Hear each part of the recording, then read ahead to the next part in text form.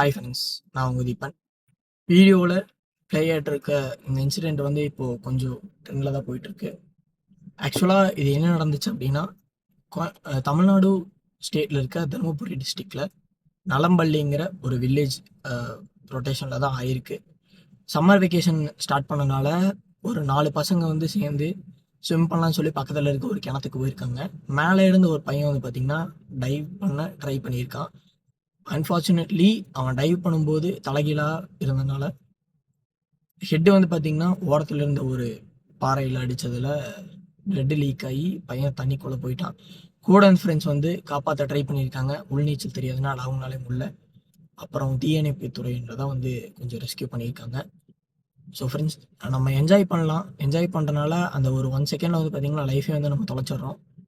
Enjoy பண்ண வேணாம்னு சொல்ல, என்ஜாய் பண்ணுங்கள். சேஃபாக share this video to your friends.